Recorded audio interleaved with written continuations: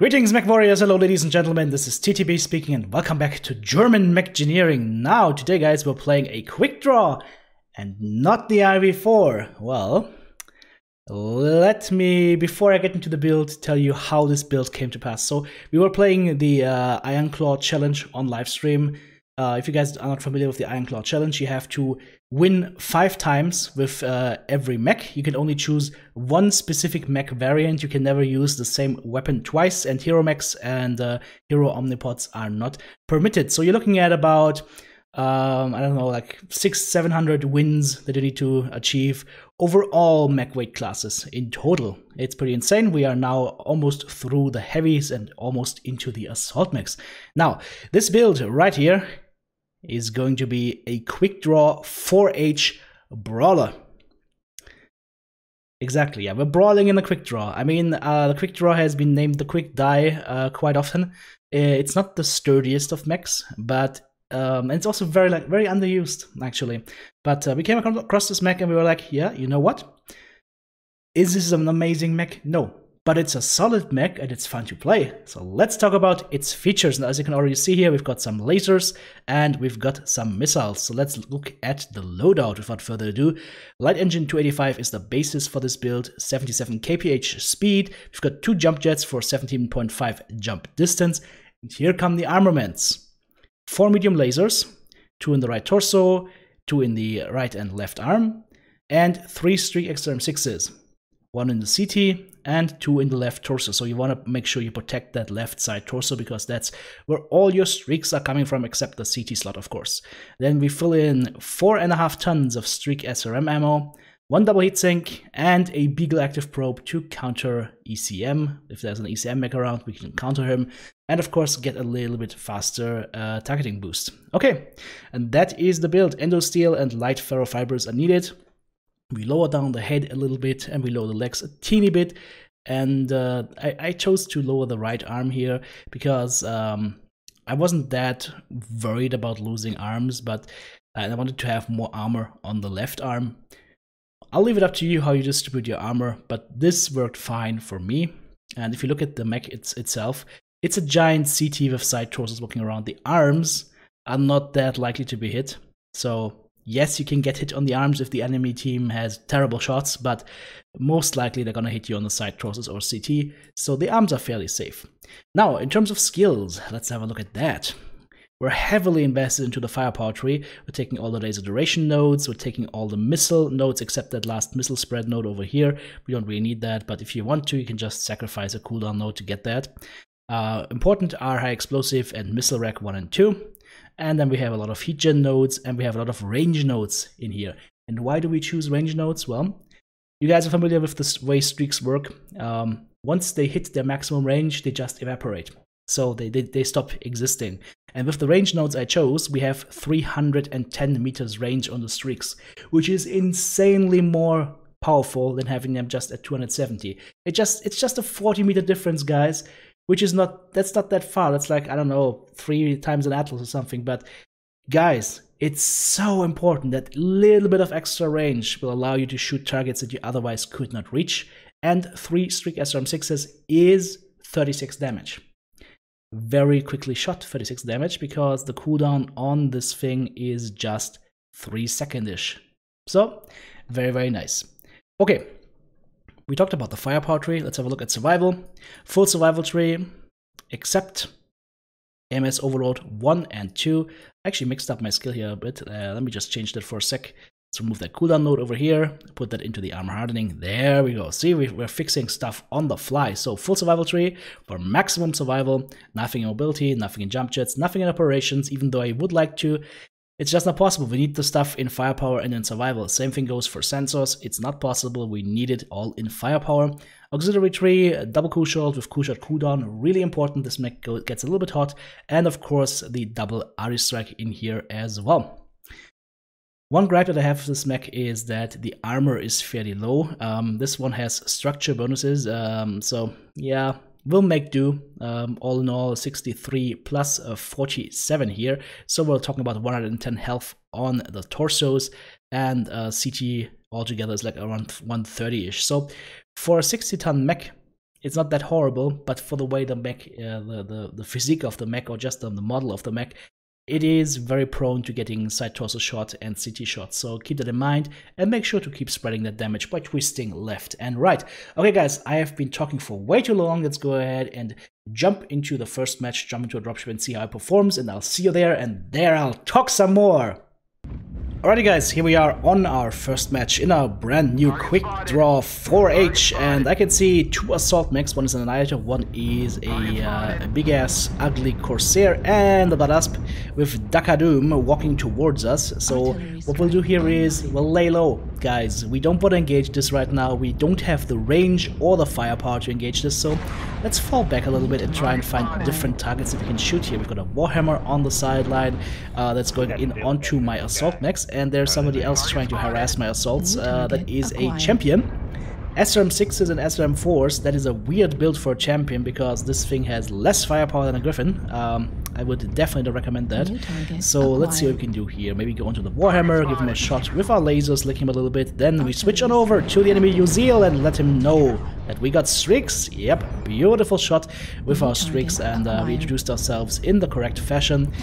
See some targets up front. I'm just using my medium lasers to try and keep them at bay a little bit and try and see if we can find some other targets. As you can see, Uziel slightly out of range. This mech doesn't have any range nodes yet, so this is me going ultra hard mode with 283 range on the Streak 6s. So yeah, we got 2 range nodes, whatever. So my point is, we are very, very short ranged, and then suddenly Annihilator, holy hell, and he's got heavy gauzes. Alright, hopefully he's a terrible shot. We just shoot him, we shoot our missiles, and we go around the corner, and we're safe. Okay, so this guy is very, very close and in range, so let's go ahead and do some armor removal onto him. I'm seeing that there is some enemy AMS taking down my missiles, but that's alright. What I want to go for here is that side torso. It is a very, very red side torso. It's a big ass kill me please mark for me, and we took away his side torso. Finally, took a shot with the heavy gauze on the arm, but it's alright, because now we can go in for the jugular vein. 2 kills to 2 right now, so this is very, very even. There's an enemy Warhammer up top here. The Annihilator is still to the right, but he's halved in firepower, so I'm not too worried about him. Instead, we'll go for the Warhammer here, and I'm going to try and go for the side torso from behind, make that thing a little bit red, and then potentially take it off with another shot as soon as I can refocus onto him. There we go, and there pops the CT even. Okay, beautiful. So, teammate took him down. 4 kills over 2. There's still the Annihilator, and let's see if the Annihilator wants to go mano a mano. His side torso is open, so of course for me that is another giant bullseye. We take away the other side torso, and now we've got an Annihilator that has 1 medium laser, which just means we're just gonna go in slowly but surely and take him down piece by piece. The reason why I'm killing him is not because he's a giant threat right now. The reason why I'm killing him is because I don't want him to lock targets 24/7. So we take him down, we lose our arm for it, but that's alright. We lost it to that Supernova here with all his lurms, so we gotta get close and personal onto this Supernova dude and show him the dark side of Streak SRMs and lasers that can actually hit your CT and kill you. Beautiful! Whoa! The Mane Domini sings again. So, let's see what we have here. We got a Kid Fox, we got a Huntsman, and there's the Uziel from before. Hey buddy, how's it going? Remember me? The dude with the missiles? Yes, beautiful. Alright, 9 kills over 5, 3 targets all down below. Let's try and chase down that Kid Fox. He is the guy that has been shooting down my streaks. So this thing, guys, this is personal vendetta. But first, let's go ahead and hunt the Huntsman. There we go, he's down. Now we chase in after the Kid Fox, and this is going to be nice. He's got heavy larges, I'm not too worried about him. I don't think he can kill me, but what I can do is take away his side torso. Oh, he can't do anything anymore because he's gonna overheat and die horribly. Beautiful. Killing a light mech with streaks. Is there any better feeling? Yes, there is. Killing them with heavy gauze rifles, of course. But if you don't have heavy gauze rifles in lieu of them, you just use your streaks and be happy. Now let's go ahead and see how we did this round. GG. 2 kills solo, 3 killing blows, 5 assists, 4 kill, most damage dealt, 825 damage done, and 12 components taken out. And guys, if you enjoy this content as much as I do, just kidding, check out my Patreon page and become an active supporter of TTB. Beautiful round. Okay, let's jump into the next one and look at that. Again, Frozen City Classic. New game and new match, new Black Lantern that we can shoot in the face. I don't care for your ECM, I don't mind your ECM because I got a Beagle Probe. And one Beagle Probe will counter one dude with ECM, so that is beautiful. Alright, let's see, we've got two Black Liners, I believe. We also got a Vapor Eagle up front here and a Mad Cat Mark II together with some other buddies. So let's go ahead and drop the RD into the boonies and hopefully hit something, and then try and find some targets that we can shell from this position. I don't like the position of my assault mech over there in Delta 4, not Delta 4, sorry, Charlie 4, because he is fairly isolated and he might go down, so let's try and see if we can support him somehow. Unfortunately, he's at the wrong side of this crashed plane, dropship, I would say dropship probably. So let's go around the corner here and try and see if we can support in any way or form. That is Timberwolf shooting me, that is unfortunate. Ooh, that's a Streak Timby. Streak Timby with ER larges, okay. So he's got streaks for short range and ER larges for long range. Guys, don't do bracket builds. Don't do bracket builds. Okay, we got a catapult coming in as well. Black Lantern around the corner. I just have to keep walking a little bit here. Keep walking and keep shooting targets. We are at 86%, so we are still fairly healthy. Let's go in onto the catapult maybe. Hopefully not hit our teammates' buttocks. But this Zeus is really making it hard. Like, he's weaving left and right, and I'm just trying to not kill him with my streaks from behind. But what we will go ahead for is that Mad Cat, go for his CT, and keep the fire going together with the streaks, keep the rain going. His CT is open, so he is fairly ready to die, and if we have a teammate that has a little bit of accuracy, he can easily go ahead and kill him. Now we've got a Fafnir behind us with AC2 and AC20s, and what the hell is that build? I have no idea, but it's dead. It's dead. Calm down, guys. It's dead now. So, it can't hurt us anymore. Let's see, maybe go on the Vapor Eagle. Nope, never mind, that was too far away. But I was a little bit too quick on the trigger finger here. Too far away and my missiles went to nothingness. However, we can go onto the enemy Black Lantern here. He is also barely out of range. Remember, guys, what I said about the range? With 310 we would have hit both shots, but with only 283 we don't. Let's go onto the Mad Cat, try and see if we can do some damage to him, or shave off some armor from that Vapor Eagle who's jumping around. I'm getting shot in the back a little bit, but that's alright. I don't mind. We are still a heavy mech, even though we are only at 60 tons. So let's just keep the streaks going and try and take down the Vapor Eagle and his buddies. Oh, so many assaults around here, and my team is rapidly melting. I'm just trying to find any targets of opportunity that I can find here. Switching over back to that Mad Cat that is very, very damaged, and we finally get the kill. Alright, so I got a brawl of a Corsair now, and oh, hello, Black Lantern. Let's see if we can get onto his leg, maybe. Nope, never mind. We are now officially in last stand mode, guys. The Black Lantern is CT red, so let's see what we can do with him here and the Vapor Eagle. Ooh, he's got more friends even. Holy hell.